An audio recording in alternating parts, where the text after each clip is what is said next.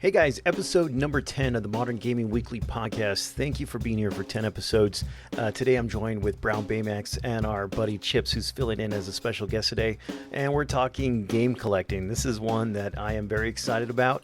We're all three of us are game collectors, so this is something that just felt like it fit together like a puzzle. We're going to go into some tips and tricks and kind of things that we like to do when it comes to game collecting, stuff that may help you out. So make sure you stay tuned till the end. We're going to cover a lot of stuff in this episode. Might even do a part 2 or 3 to this because there's just so much that goes into game collecting. But anyways, without further ado, guys, let's start the show. I hope you enjoy it.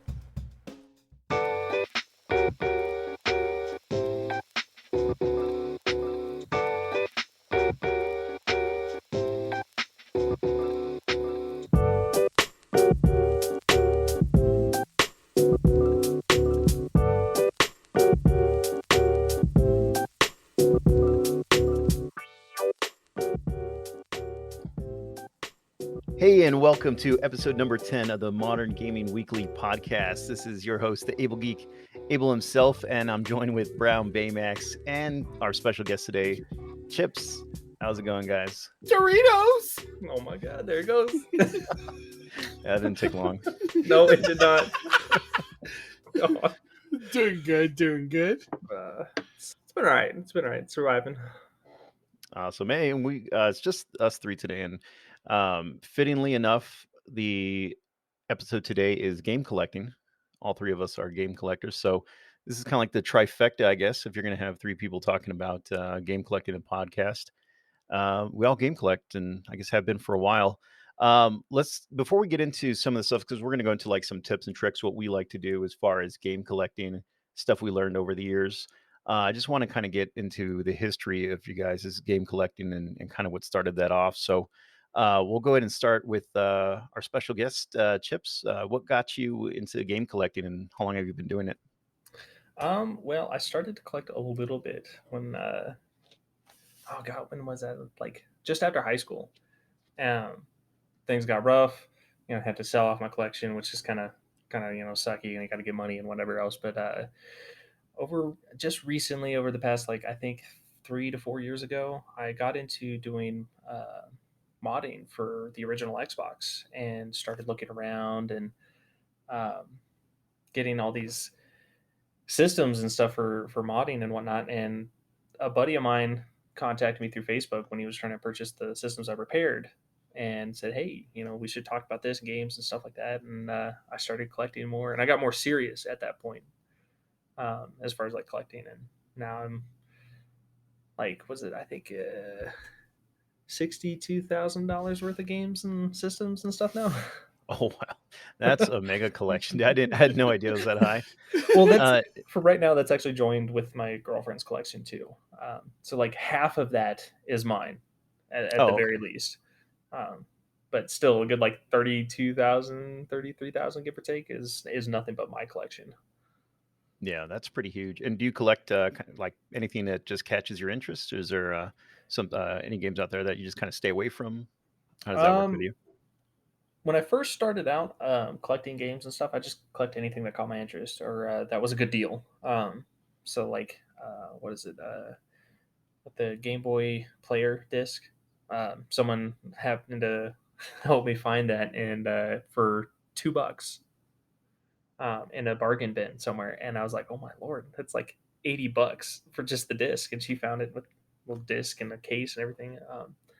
But over recently, I started getting into more exclusives. So any game that is exclusively released on a game console, I try to go after now.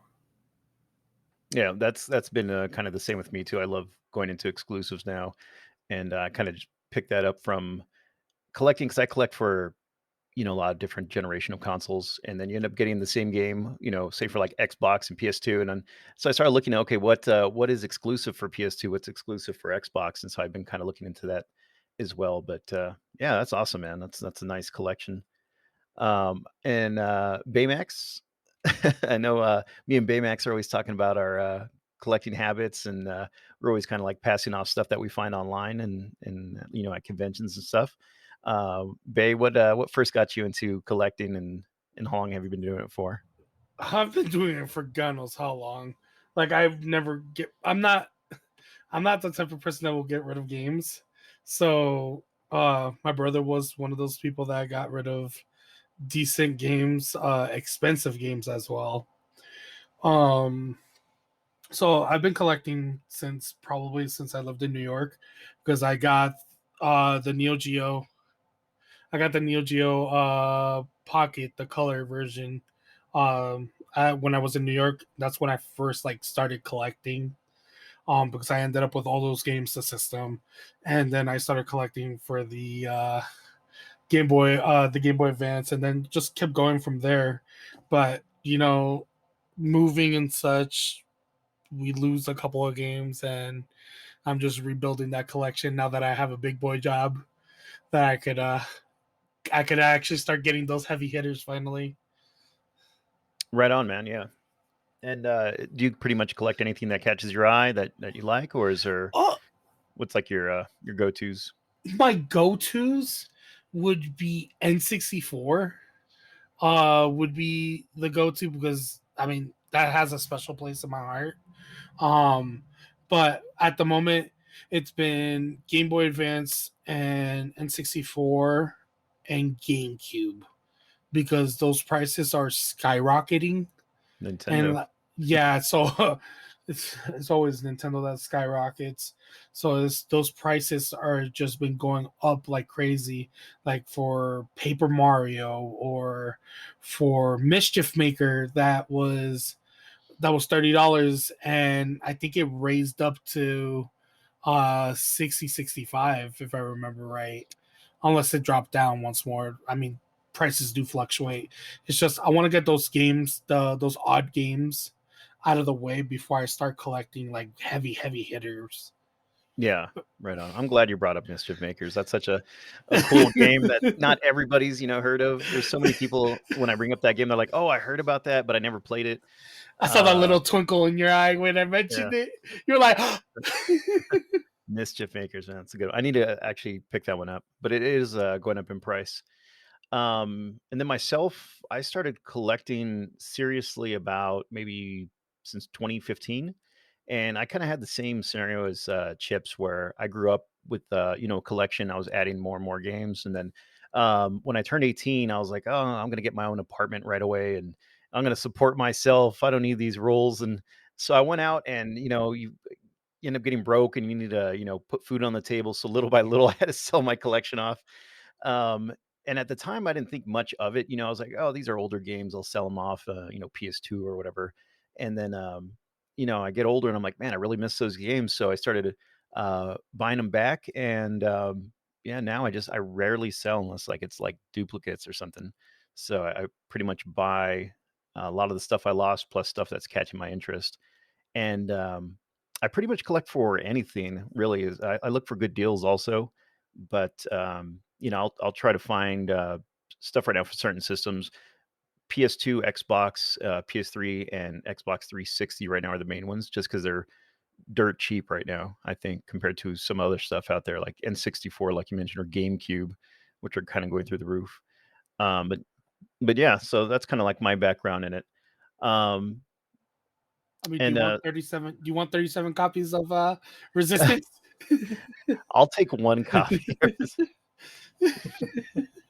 Sorry, as you were saying, I had to. So, just kinda going into, some tips for game collecting. I was kind of making a list of stuff that I look at when I'm game collecting, either, in a store or online. And one of them is, I don't know how you guys might feel about this, because 'cause I'm the type of person who I like to get everything complete, or at least as close to complete as possible. But I think a good tip out there for people who are starting collecting and they just wanna get some games that they can play right away is to get some loose games versus the ones that are complete in box. So whether it's disc or cart, a lot of times you're going to get them for a fraction of the price by going for disc or cart only. What are you guys' thoughts on that? And do you ever do that for your collection? I'd it's really hard to say for me as well. I try to get everything as complete a box as it is when it's CD based media. So like if I don't I hate having CDs just like strung out or laid out or whatever. Even if it's in like a sleeve or something like that, it really kind of bothers me. I think I have Darkstalkers 3 for the PlayStation 1, and it's the only loose CD based media I actually have in my collection. And I have a hard time actually finding the case and manual and stuff for that. But like cartridge based stuff, I usually, if it's there and it's loose, I'm totally about to pick it up. If I can't get it complete, then yeah, I definitely go for it. So for me, it all depends. Now, if it's a game that I love, love, love, love to death, I have to have it complete. Um, but like Brandon was saying, with disc media, it has to be close to complete for me. It can't be just loose on a sleeve, little paper sleeve, and it's like shaking hands with a cat. Like, no. Like I need the case. I need at least the back of the information in the back, because the manuals are easy to find depending on the game. Now, the only game that I have that's loose that I cannot find other than reproductions would be the Adventures of Trombone. I cannot find the case nor the manual for that. And like, I'm willing to pay the money for the case and manual, but nobody's out there selling this thing.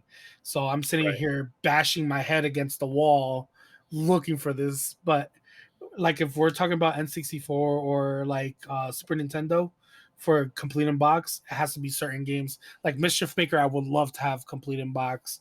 Yeah. I got Top Gear when we went to Classic Game Fest. I got Top Gear completed box, and actually it was a legit cart because Yeah. Brandon took it apart. That one And was a very clean copy, so I can understand why you questioned it. that was a very, very clean copy. I was like, Also, for anybody keeping track, I think we've mentioned Misadventures of Trombone every episode right now. If you catch the episode where we don't mention it, you win a prize. Just hit me up on Instagram whenever you hear that. No mention of Trombone, you'll win a prize. well, I mean, it's a special game No, that I I love. love it. Yeah.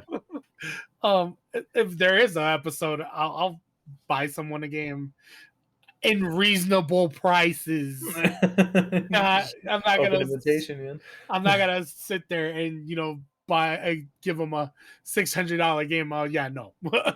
You're gonna give him one of your copies of what is it, Resist? Resistance. And a There you go. sticker, but but yeah, but it depends. So for me as well, like I like certain games like Mega Man Battle Network as well. Mhm. I would love to have those complete in box. I would love to have the box, the manual. Like I don't care about the regular inserts. And then for Bomberman as well, like games that I love need to be complete in box. If I could get a complete in box, if not, it's fine. If I have the game, I could play it. I'm good to go. Now, like with collecting game like complete box games and stuff, that one of the bigger things for me is I don't mind repo cases.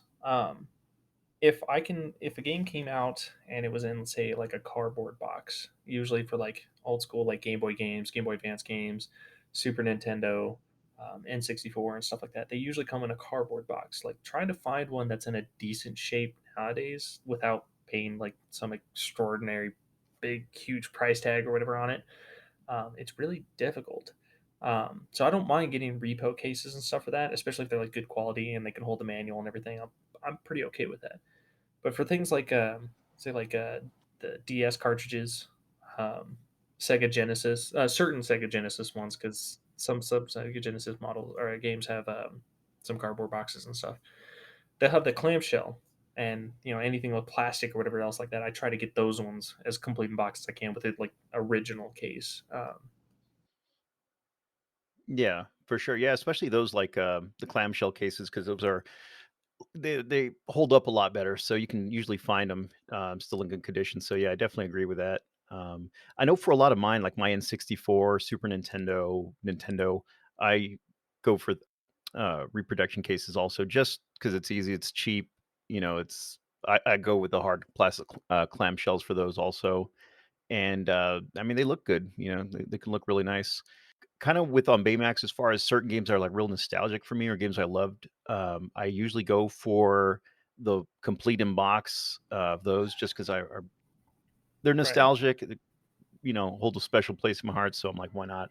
Oh yeah, I've definitely got some. Sorry to cut you off there, but I definitely got some of the classic ones that are in my collection that are from old school. So like my NES Castlevania, that's complete in box. So I have the box and everything for it, and it's cardboard. I have a Castlevania NES Classic series for the Game Boy Advance, and that's complete in box as well. Um, so like it is definitely very depending on what type of game and stuff that I can kind of like bend my own rules for, Right. per se. Yeah. And that's the good thing is, I mean, you set up those rules. You decide what Right. kind of collector you want to be, which is great. I will agree though with the disc game. So it's a pet peeve of mine. I cannot do disc only.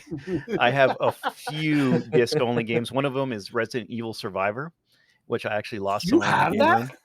I got it from Cody for like $12. I was like, okay, disc only, I'll take it. For like $12, I'll Hell take it. yeah, man. And I lost it somewhere in my game room, so I have to find it Oh, now. That's the It's bad thing about disc that's only too. scary. You lose it let's and you don't know where it's at. You're like, oh god, it's gonna get scratched or. Yeah. let's go help Um, Mabel.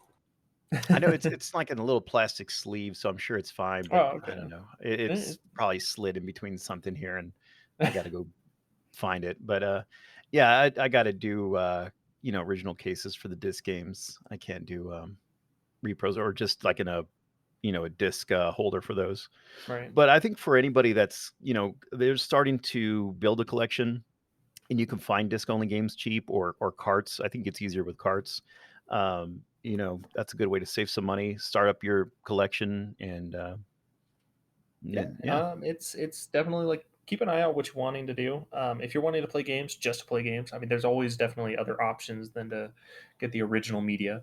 Um, and sometimes that might be a little easier for some people, but for people who want to actually get physical media games and whatnot and actually want to play, it's yeah, definitely go with what you're more comfortable with.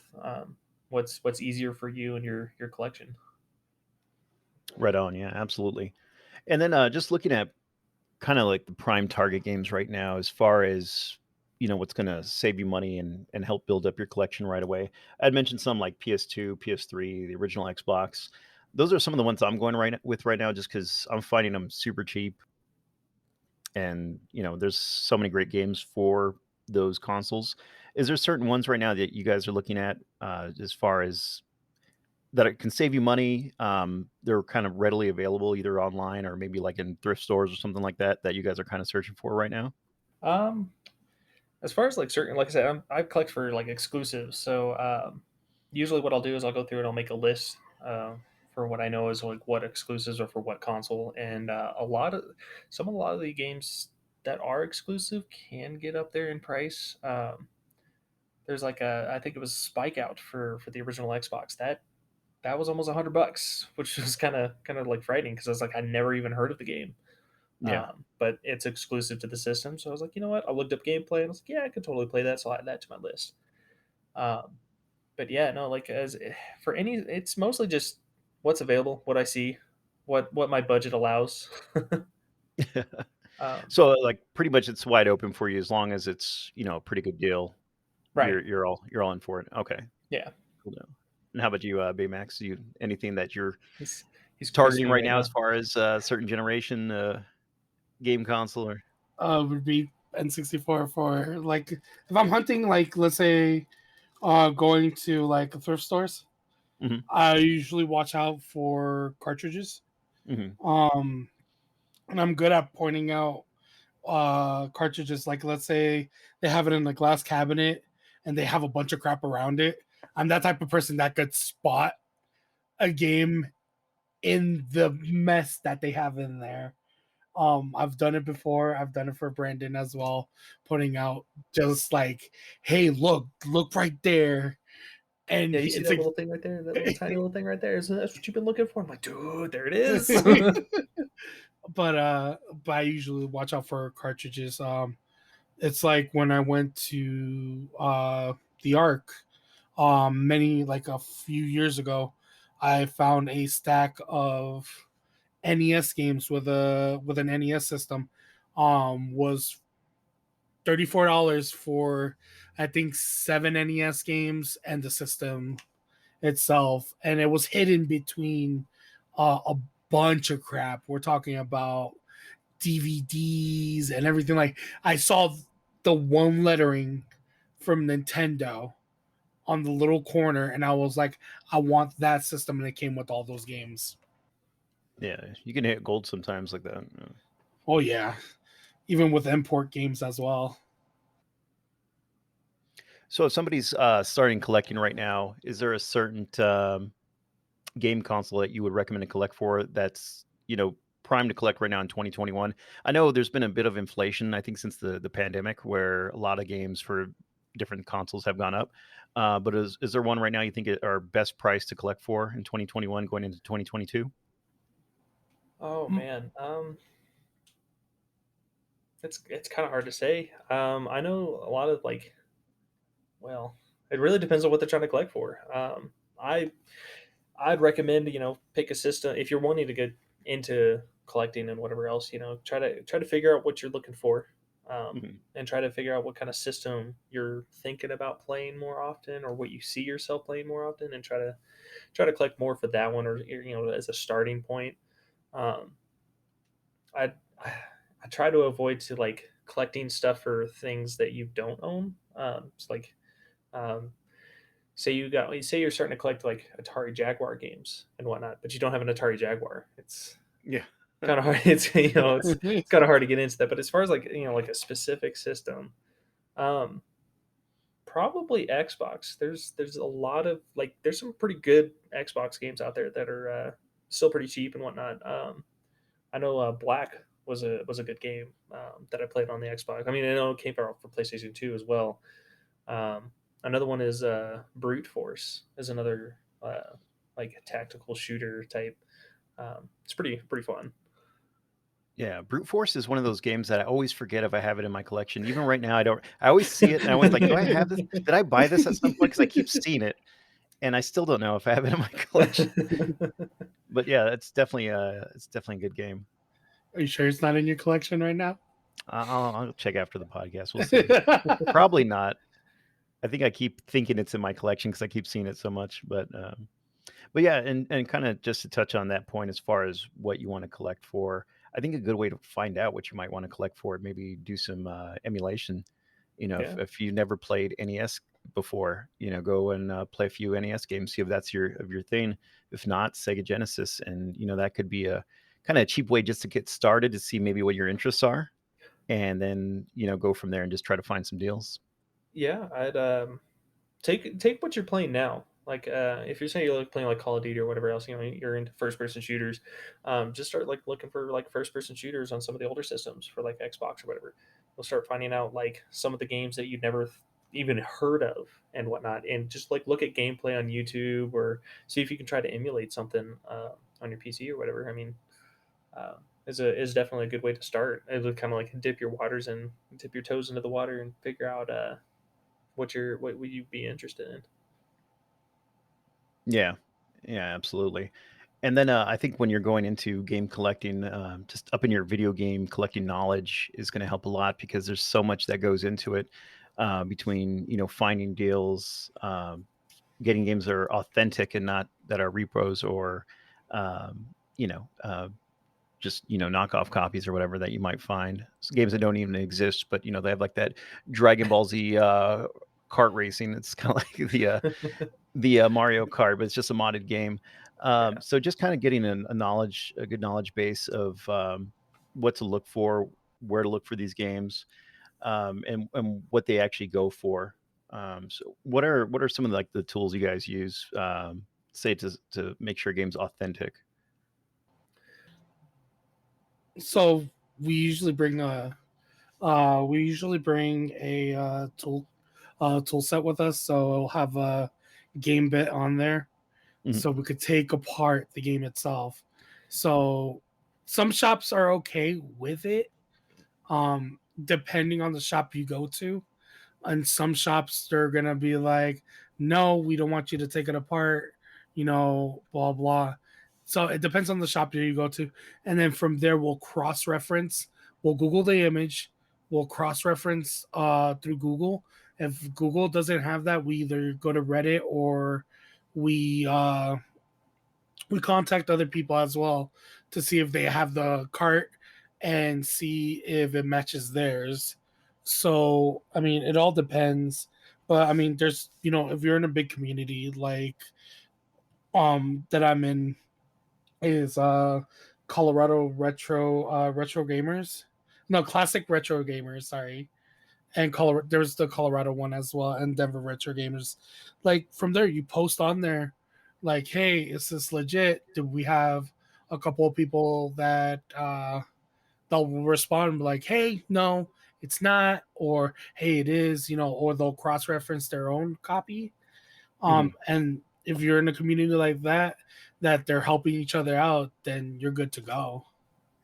Yeah, so I'd say a lot of it definitely helps when we can have a community to get help from, ask people from, and say, hey, look, I'm not sure about this, and you can definitely get a lot of help that way. Usually, when you're like out in the field per se, looking for some of these games and stuff, and trying to figure out what's fake and what's not. Like uh, like Baymax said, I bring a toolkit with me that has game bit drivers, and it's just a little repair kit that I have, and I use that to say open up a cartridge and stuff that I'm kind of like not sure about this. But a lot of from my experience, a lot of it comes from experience to find fakes and stuff like that. Because you find that Game Boy Advance cartridges are easy to repo. Game Boy cartridges, stuff like that, are definitely easy to repo. So you can find, certain like cuts in the plastic, and the label looks a little shoddy or a little blurry or something like that. Or Nintendo Um, spelled wrong. yeah, because a lot of, especially with a lot of that stuff, they can't, like, if they're going to sell the repo copies, they can't sell them for very long because there's copyright issues and stuff like that for using their logo and all that. Um, but yeah, a lot of the stuff that I find in the field is a lot of it comes from experience. If you're suspicious about it, always asking the person who's selling is a good thing. Saying, "Hey, is this a repo card or anything like that?" If they kind of give you the runaround, or it still seems kind of about it, you might want to hold off on that purchase. You want to take your time. If it seems too good to be true for a deal, like the experience we had Oh like my about a year or so ago. gosh. We went up to GameStop, and of course, GameStop, and we saw a Chrono Trigger for the SNES, and we saw it in the case, and it was like $30, 30, $40 cheaper than the actual like retail or what we can lowest price we've seen. So we're like, oh my god, we got to grab it. Grabbed it, purchased it. We walked out to my car, and I grabbed my tool set and I opened it up, and I was like, hey bro, it's a fake cart, man. Yeah, Sorry, I'm sorry to tell you. I had a bad feeling at first, and I was like, nah, we're just gonna get to the car. And we literally, and I'm holding this, and I'm like, something doesn't seem right. And after Brandon was done taking apart his games, and I was like, here, take this apart, because it felt a little bit too light as well. Yeah, And the back felt very grainy, and I was like, no. yeah, Oh, it was something that we missed. It was one of those things that we got so excited because the deal was really good. We got it, we purchased it because we don't want anyone else to get it. And Yeah. if we took that second to look at that cartridge, we would have totally seen that it was totally a fake cartridge. Wow. Yeah. And you mean to tell me GameStop didn't pop that open and verify the authenticity of that card? they don't do that. They freaking GameStop just buys the game and basically they send it to warehouse. But this GameStop didn't send it to warehouse. They actually put it out in the case. Oh, gotcha. Okay. Yeah. No, I figured that too. I was just being I know, facetious. I know. Working for So GameStop. did they end up taking the card back, or what happened with that? They ended up, so come to find out, and because I called to verify, they ended up taking the cart back. They didn't they didn't put it as defective, Mhm. and they put it back out in the case. And Oh, wow. I called personally, and I spoke to the manager. I was like, "Hey," I was like, "Do you have this game in on your shelf right now?" They're like, yeah, we do, blah blah. I was like, I'm calling from this store. I was there on the weekend, and your employees sold me a fake copy of Chrono Trigger. How do you know it was fake? I was like, I took it apart. I was like, we're not dealing with this. They put it in. They after I called, they put it in defective Oh, okay. because I could see it before they split up everything. I could see if they took it out of their system. Yeah. Well, that's good. That's good that they ended up taking it out. And then just speaking on these Gamebit drivers, so if people are out there kind of like wondering, well, what are these? If you can just give kind of a brief rundown of what that is and where you can get them. Yeah, you can find a lot of them on like eBay. You can get a set of them. There's two sizes. There's a smaller size. I don't have the exact like dimensions and whatever are with me right now, but there's a smaller one that's usually for like Game Boy. There's another one that's a larger one that's used for like Super Nintendo or like actual like the GameCube console to like open up Hmm. GameCube stuff. You'll need the larger one, but it's a security bit screwdriver or screw that was used by Nintendo. I think they started using them on the NES. If not, it started with the Super Nintendo and it kept rolling with there. And it's just like any other security bit uh, driver. It's called game bit because a lot of it was used for games and stuff like that. But definitely proprietary, like mostly used for Nintendo. You can find them on other systems and whatever else, but it's definitely mostly for Nintendo. So you could Is get it that something either, you could just like eBay it or Amazon it Oh or? yeah, absolutely. You can definitely go into like eBay, Amazon, find them. I think Amazon's probably got a good set you can get for like 5-10 bucks. Same thing with eBay. Mhm. Usually they come in pairs. We'll have the smaller game bit with the larger one. And yeah, that's pretty much all you'd need for those cartridges like that. or I mean, if you want to get fancy and get a whole little tool set, iFixit.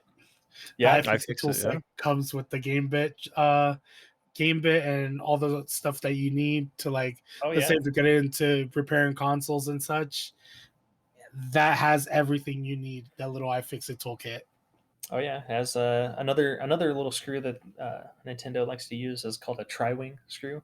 Mm. Definitely found on like the actual more like the Game Boy. The Nintendo Switch has the tri-wing screw on them. Stuff like that. Apple phones actually use Uh, the tri-wing screws. yeah, that little iFixit tool set has a bunch of them on there, and Yeah. I have the one that I bought for like 30-40 bucks, and it has everything, and I haven't had to use any other set for it. And if you guys can't find it online, Home Depot actually carries them. Oh, really? Yeah, Yep. occasionally you can get Home Depot. If you go to their like tool section or whatever, they have a little iFixit set for it. Nice. There you go. So yeah, I guess if you're going to be opening up a lot of different consoles or tinkering with electronics, iFixit toolkit probably a better way to go. If not, if you just want to check, your Nintendo, Super Nintendo games, all those here and there, then you can probably get that pair of game bit drivers, Amazon, eBay. So be sure to pick one of those up. Definitely want to check the authenticity, especially of some of the higher price games. You don't want to end up with a fake. Absolutely. Yeah, you don't want to end up like me, being excited and then freaking get your dreams shattered in the car, and then you have a angry Puerto Rican going into the store. Yeah. No, definitely. And then, as far as like apps that help with like collecting, you got these games that are or these apps that are databases. The one I use is CLZ Games. That's worked good for me. I know they do. The same company does like comics. I think like cards, like baseball cards, football cards, that kind of stuff. And then they have one for the games, which you just. The cool thing I like about these databases is you download the app on your phone, you take a picture of the barcode, or you could just enter in the name of the game, and it puts, you can enter in if it's loose or if it's complete in box. You can put all kinds of information on there, and it just keeps a database of all the games that you have. And that way, as your collection grows, you're not questioning, do I have this game? Even though I do that with brute force every other week. But it's good to kind of keep track of all these games. Do you guys use anything like that? I've been recently using GameEye. It's a free download app for iOS and Android and whatnot. I originally started with like Google Sheets, Mhm. and I only started that after buying like 3 or 4 different copies of like Uncharted. Like, after, after you get like 150, 100, 200 games and stuff in, and you're not keeping track of them, you'll definitely get some doubles in there. But yeah, Game Eye is the app that I use for my phone when I'm like going out and game hunting and whatnot. I'll use that as a quick reference. It pulls from a game data game database website that people from the community can actually sign up for and like take pictures of whatever they are and then list them on there. Um, and price charting as well. They'll pull prices and stuff straight from pricecharting.com, and so that way you can get a quick reference of like how big your collection is or how much your collection is and what certain games and stuff like that are worth. But I do recommend, as far as like price charting goes, or like a kind of like a warning with them, it's a good quick reference. It's not 100% accurate though. So like if you say you find a game that's $50 or whatever, and you're like, well, price charting shows it for 30, they're probably going to counter argue and say, hey, well, eBay's been selling this for this much or whatever else, and it's actually been going for like 60 on eBay and stuff like that. So if that $50 is actually a good deal, even though price charting's got it for a lower price. Yeah, absolutely, and that's a good point to bring up with price charting, because usually when I'm looking for what I want to pay for a game, if I find a game, say like at a convention or online, and I want to find out if that's a fair price for it, I usually check price charting first, but then I cross reference that with the sold listings on eBay, and Yeah. just to kind of get a good idea of what it's selling for lately. Right. Yeah. But yeah, it's a very good point. That's definitely a good average thing to do when you're out there looking for games and stuff like that. I know it takes some time. You gotta make sure you have data and stuff like that. So you're, you know, otherwise you can, like with the Game Eye app that I have, you can actually export your collection to like a spreadsheet, and you can get like from when you exported it, you can get all of your price references for like complete box stuff like that. It also has a wish list feature on there too, so you can start like games that you do want, you can add them to there, and then when you actually get them, you just go into your wish list, tap on it, and say move to my collection and stuff, and then it'll move it over. It's pretty seamless and whatnot. I think I looked at the app that you were actually using, and it's a paid subscription, from my understanding. I'm not sure what it is now. CLZ Games. I know I paid I think 14.99 for it, and it was a Hmm. one-time purchase. So that's what I paid for it. I'm not sure if they moved it onto like a subscription based. If they did, I don't know if I would have kept it if you're paying like yearly for it. I think 14.99 for the program as a one-time purchase was definitely a good deal, because it's Right. definitely has some good features in there. But yeah, free options probably can be just as well. So Oh, uh, absolutely. It's keep kind of keep an eye go out what for those. definitely go with what you're comfortable with. What makes it easier for you? Like I said, I Yeah. started off with Google Sheets and whatever, and that was the easiest for me. And then this new app came out, and totally been using that. And how about you, Baymax? Do you use anything like that? Any kind of databases on your phone or computer? I mean, I started using, well, at first I was using price trading a lot, and I was like, you know, but I was doing the exact same thing as Brandon. I was doing Google Sheets to see what I had in my collection, and that file disappeared somewhere, so I have to restart that. But Brandon, there was one night because me and Brandon talks to me while he's at work, and I talk to him in the middle of the night. Um, and he sends me, it was like, hey, use this app. And I've been using Game Eye, and it's actually pretty simple with Game Eye. You put the game that you have, and then from there it lets you select if it has a box or manual or it's whole complete in box, and it says what are you missing, and then sometimes it'll send a push notification saying either eBay or somewhere has a either the box or manual for sale or something like that, or one of your wish list games is on sale somewhere. But yeah, Yeah, there's definitely a lot of features in there. I know with me and my girlfriend, we decided to like for the Game Eye app that I use, because I have my Google Sheets spreadsheet that I use now and like price charting account. I have my own collection separate, and then she has her collection separate for her own stuff. But the Game Eye app that I've been using, I've added both of our games to it, to kind of like help me slim down some of the games that I have. Because if I already have, like, if she already has them, there's no point for me to having them. I mean, I understand that something happens, whatever. that game goes away. But most of the games that we both had were mostly just stuff that she played that I showed an interest in and I grabbed anyway. Um, but on that Game Eye app, you can actually add like tags. Um, so like I have hers under like my girlfriend's games and stuff. So when I edit that tag, I can see what game she has versus mine. Um, and yeah, there's you can do like playtime too. You can keep track of the games that you've played, games that you've beaten, all kinds of stuff on there.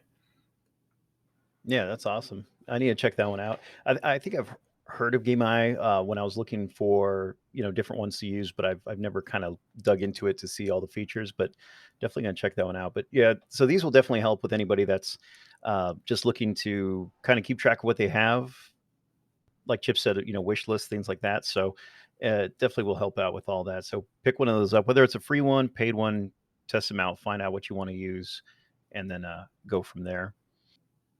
I think one of the more powerful things you can do as a game collector is kind of know where to search for games and where to find good deals. A lot of people automatically think, oh, eBay or something like that, and eBay sometimes can be, you can get Be hit or some, miss. yeah, it can be hit or miss. You can get some, inflation as far as the prices and things like Yeah. that. Get into bidding wars and stuff. So, what are some of the sources that you guys use, either online or IRL, just to go and like game shop, pick up your games, find some good deals, things like that? Yeah, most of the stuff that I've been getting into and collecting and stuff like that is a lot comes from the community that I'm part of. So like Facebook groups that I've been joining. I've got a Discord group that I'm joined in on that has a buy sell trade on. Um, a lot of it comes, like I said, a lot of it comes from the community. As far as like anything that I'm currently looking for, I use, especially for like Japanese imports, I use a site called Bai, and you can get a lot of good imports. I actually recently just got a AV Famicom complete box for good like $80, give or take, and then like $20 shipping, which is $100. I mean, if you look on eBay at any point in time, it's about $100, 120, plus shipping that you got to pay on top of that. And I'm like, I already have it. So, um, Nice. yeah, just, kind of keep an eye out as far as the community goes, join some Facebook groups. Yeah. That's a real good point. So I mean, I use a lot of Facebook groups, but I usually just go on a whim on going to like not yard sales, but I would go to like pawn shops. Mm. Pawn shops. I usually hit up the pawn shops, even when I'm gonna go get the rent check. I'm like, okay, I'm like, there's a pawn shop right next to, and I literally stopped in there. That's how I got my Mario Party 1 and 3. That's Nice. a true collector right there. Go to pay rent. There's a couple pawn shops on the way. There's a couple of pawn shops on the way back home. I'm gonna stop in there. I'm gonna see what they have. And I walked in there. There's a bunch of N64 games. I think I got a little bit of money. I was like, I got myself Mario Party 1 and 3, and I was like, Yeah. okay. And then I see that they had Doom 64 and Golden Knight, and I was like, okay.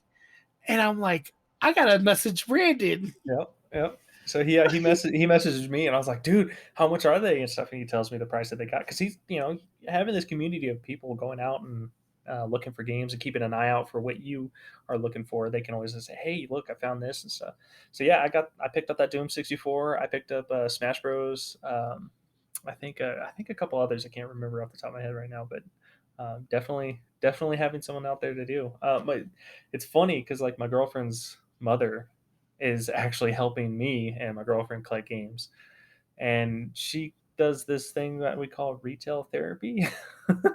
She likes to go out and shopping and whatever else, and when she finds games and stuff, she views price charting and eBay and stuff like that. So she'll find some good deals out there.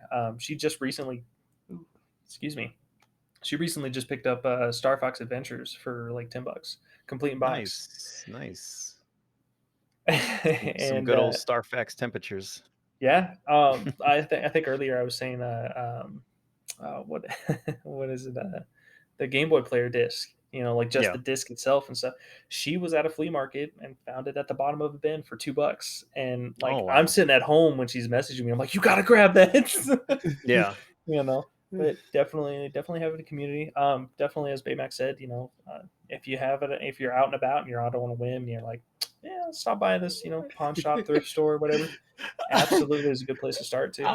I make way too many detours on the way back. It's never know. ridiculous. You never know. Yeah. I think I've told this story before, but just talking about the pawn shops, that's how I got my Sega Saturn. They just had a big stack of Genesis consoles, and I looked on there. One of them was a Sega Saturn, listed for $20, just like the rest. And so I call the guy over, and I'm like, "Hey, I want this console here, this Sega Genesis, quote unquote."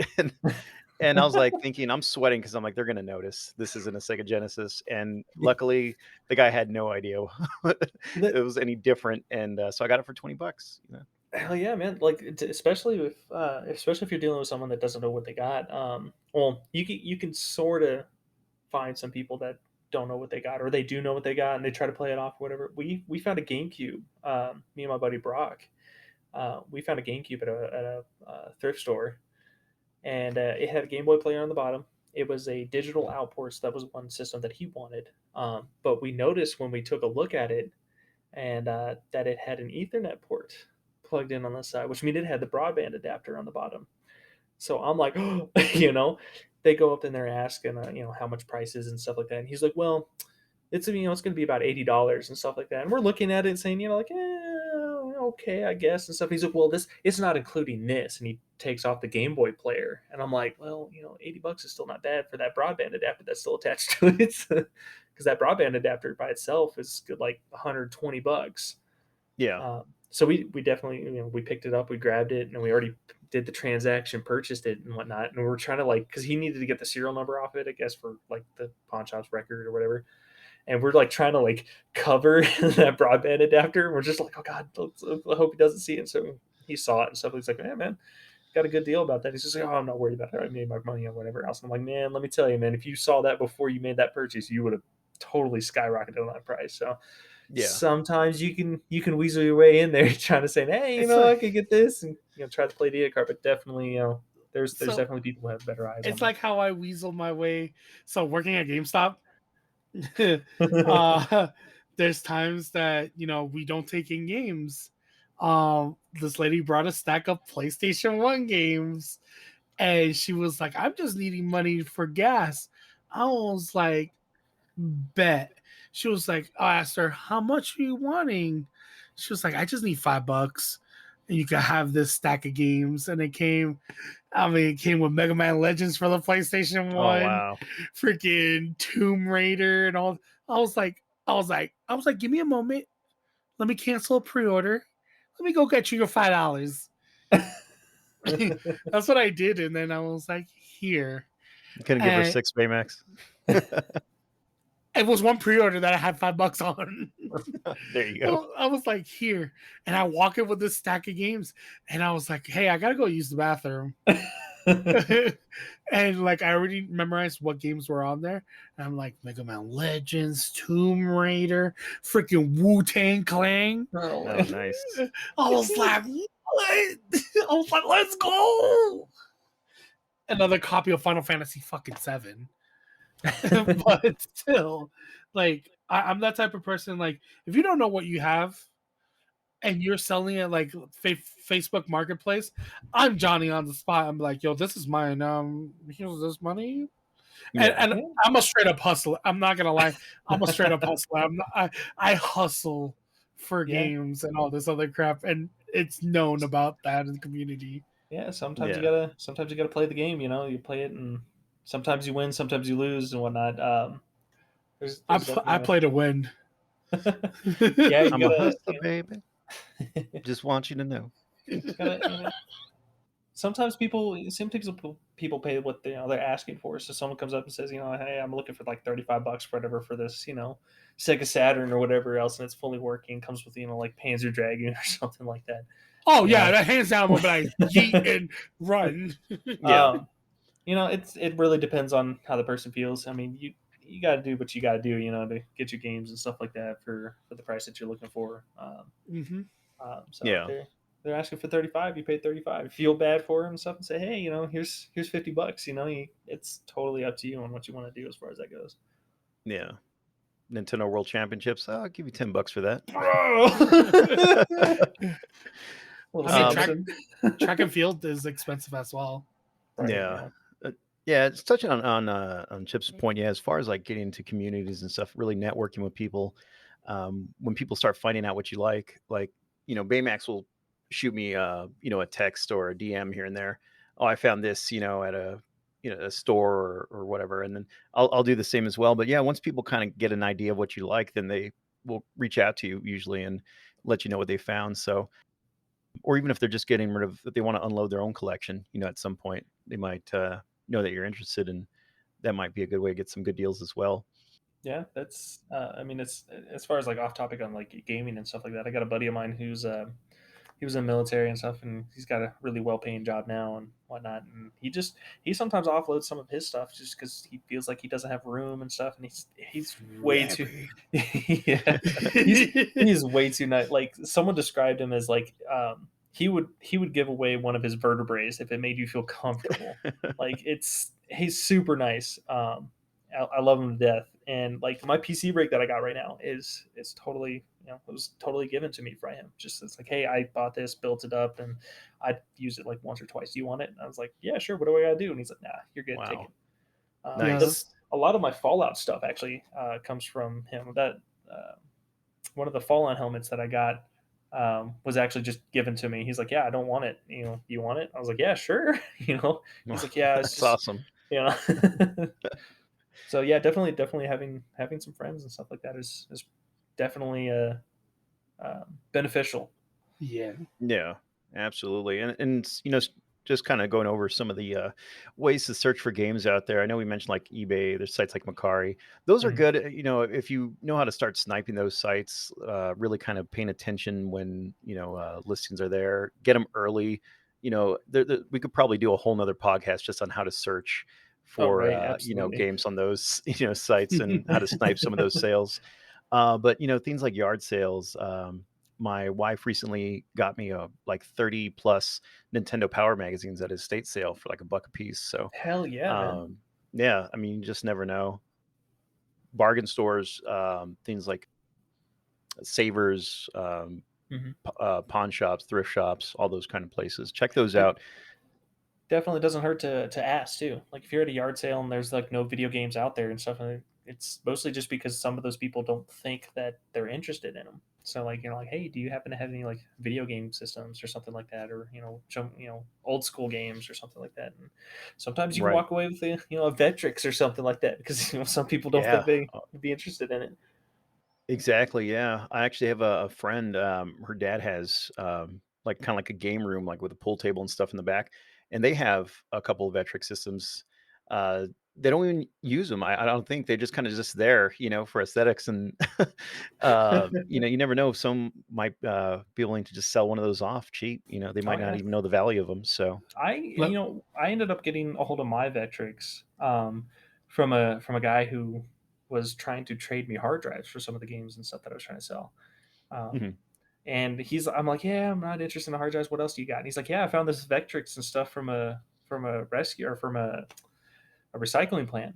And I was like, yeah, I'm just trying to rescue it and stuff like that. And he showed me pictures of it. And it looked so grody and it was covered in dirt and all that stuff like that. And he's like, yeah, I repair consoles and stuff like that. And I'm like, yeah, I'd be totally interested in that if you're wanting to part with that. And he's like, yeah, let me get it working and I'll totally work something out with you. And that's how I had mine.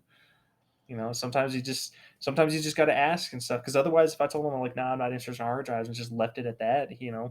conversation wouldn't have gone any further. I wouldn't have had my Vectrix, and me and him are friends now and stuff. We worked on a couple mods and stuff for systems the other day, so build up the community for it. There you go. Yeah, absolutely. Also, gaming conventions, expos. We all just got back from. Well, not just got back. It's been what, about 6 weeks now. We got back from Classic Game Fest, which was really fun.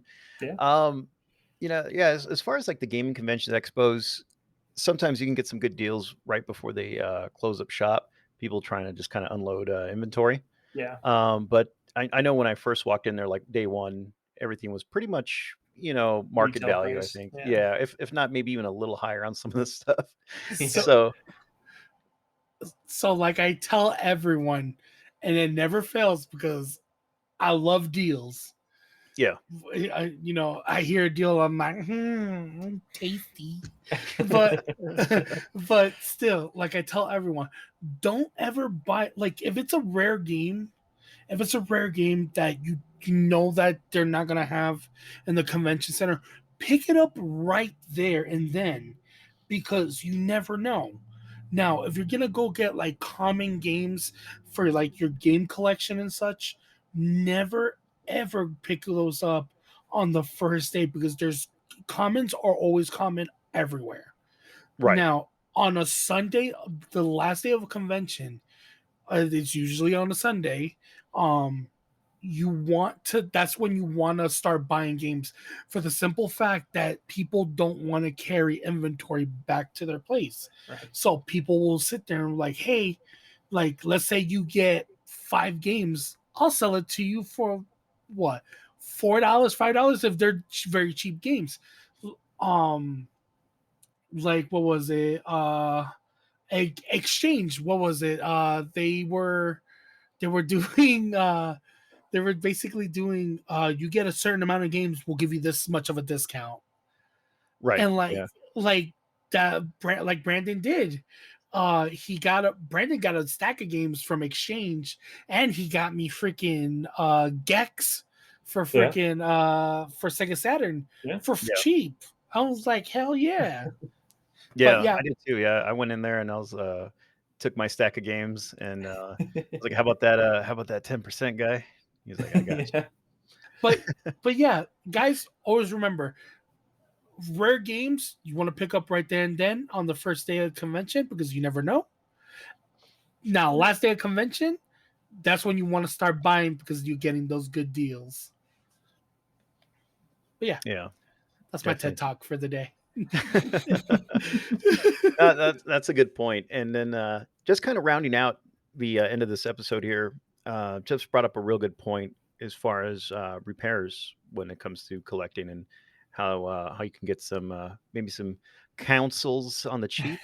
So if you want to touch Um, on that and yeah, actually, with me actually starting to get into like console mods and stuff like that for the original Xbox, I ask people now, saying, "Hey, do you have any broken systems and stuff like that?" Sometimes you can get some weird looking systems that you've never even heard of and stuff, and they're like, "Yeah, I'm not sure what's wrong with it," and I'll sell it to you or just give it to you because they just don't want to deal with it.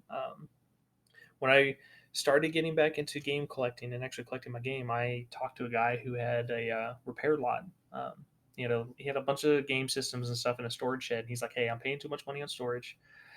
I need you. If Andy, you, yeah, if you want to, yeah, he's like, yeah, if you want to come by and take a look at it and stuff, and work something out." I show up and there's a whole shed full of nothing but consoles and stuff like that. Of course, he says they're broken and whatnot. And I was just like looking at them. You have the Atari 2600, a bunch of PlayStation 1s, a bunch of PlayStation 2s. You get a couple PS3s in there. There's a Intellivision in there. So you get awesome consoles and stuff in some of these lots. And he's like, "Yeah, $200, take it all." I was like, "You're kidding." He's like, "Yeah, no, I really need to get all this stuff out of here." I was like, "All right, cool." So get them all, and I think I did the math on it. And it was like $1.75, give or take, per console, just wow. for how many consoles were in that lot. And sometimes you can get, like I said, you can get them cheap. I got two of them that are coming in. It's two Sega Saturns, $35 a piece. You figure you're paying $80 for them working. If you start, getting dabbling into it, you can start repairing some of the stuff. Do some simple repairs too. Sometimes they just need a good lens cleaning.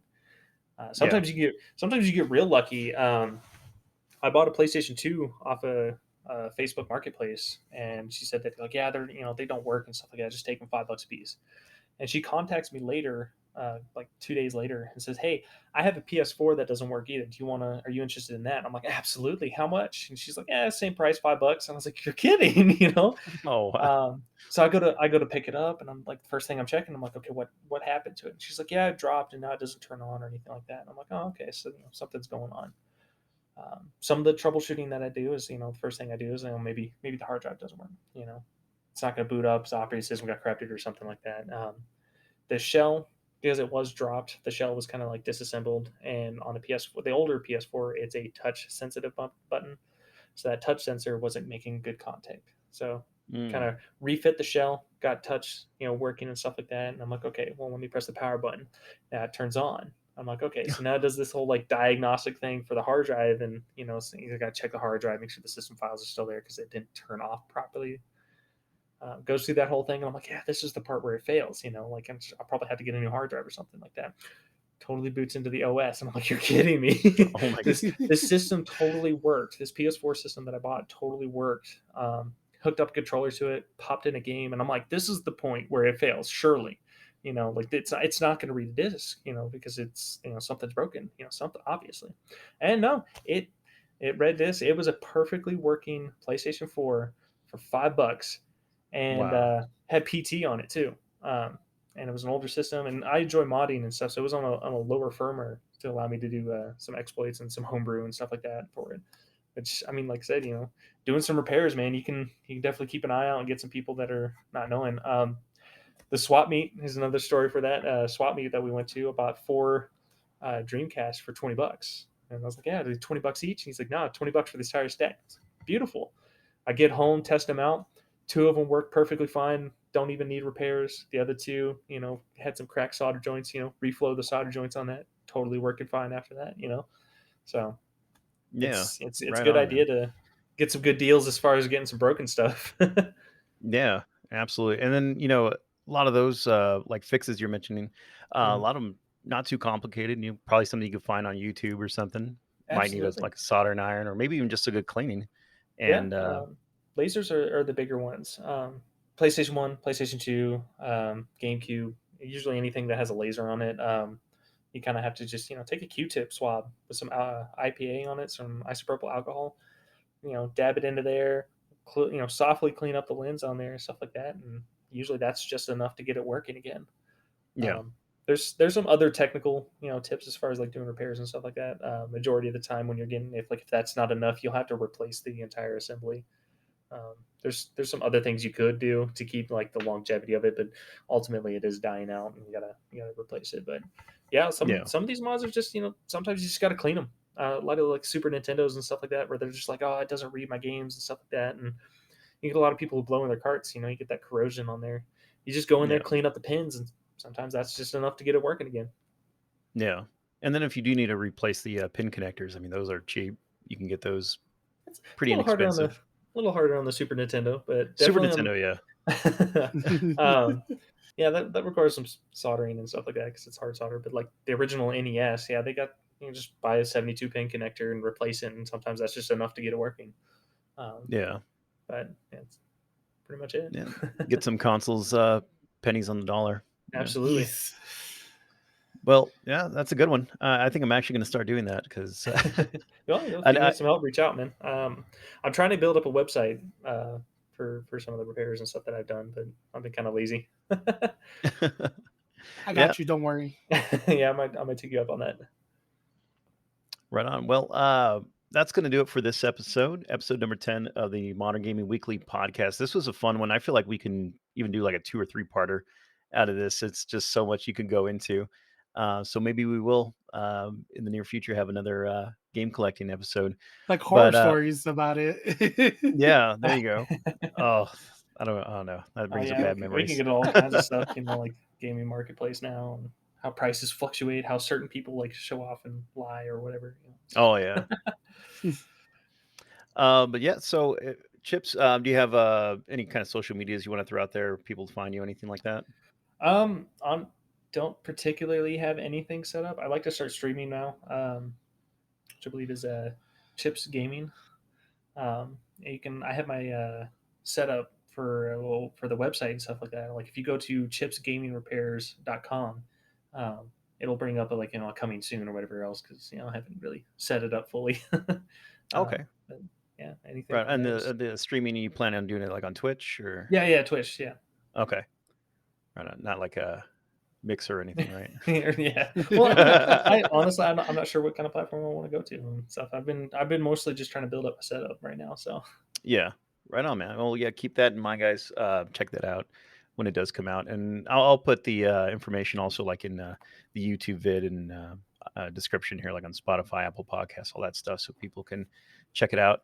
Baymax, can you go and give us your socials so people can find you, please? So you can find me on Twitter as brownbaymax_TV, or on Instagram as brownbaymax, or on Twitch. You can find me at twitch.tv/brownbaymax.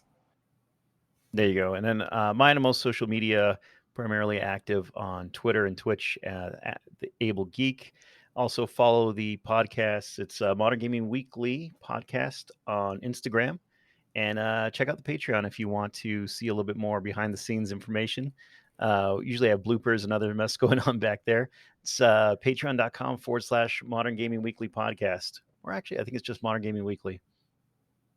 Yeah. So anyway,